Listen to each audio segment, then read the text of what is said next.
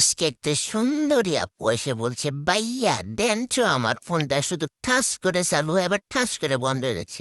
আমি বললাম, আপু এটা কোনো ব্যাপারই না, যেহেতু আপনি আমার কাছে আসছেন এটার খরচ আপনার জন্য মাত্র অনলি 150 টাকা লাগবে সার্ভিস চার্জ। তো বলছে, ভাইয়া এত কেন, একটু কম রাখেন, আমি তো আপনার কাছে প্রায় কাজ করি। তো আপুটা আমাদের বলতেছে, ভাইয়া আপনি কি কিছু চেঞ্জ করবেন যে আপনি এত টাকা বিল নিতেছেন? আমি আপুটারে বললাম, না আপু, আমি শুধু আপনার কাছে একটু টেকনোলজি করে কাজটা করে দেবো। তো বলছে, ভাইয়া ঠিক আছে, তাহলে একটু কম রাখেন, যেহেতু আপনার হাতের কাজ। আমি আপুটারে বললাম, আপু দেখেন, আমরা একটা সেট করলে সর্বনিম্ন ভিজিট 150 টাকা। তো বলছে, ভাইয়া ডাক্তারও তো 150 টাকা ভিজিট নেয় না। আমি বললাম, জি না আপু, একটা ডাক্তারের সর্বনিম্ন 5 মিনিট তাকালেই 700 টাকা। আমরা যদি 150 টাকা নিই তাহলে কি বেশি হবে?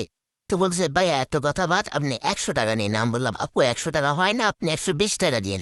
তো আমি আর কি করবো, আপুটা যেহেতু অনেক সুন্দর দেখতে, আপুর সাথে গল্প করতেছি আর আমি কাজ করতেছি। কাজ করার কর্মে আপুটা আমার পোস্টটা করলো, ভাইয়া আপনি কি সিঙ্গেল? আমি বললাম, আরে হ্যাঁ আমি সিঙ্গেল। তো ভিউয়ার্স, আমি কিন্তু কথার মাঝামাঝি আমার কাজটা প্রায় কমপ্লিট করে দিছি। তো আমি এখন ফোনটা চালু করে দেখাবো যে ফোনটার আসলে ঠিকঠাক সব কাজ হয়েছে কিনা।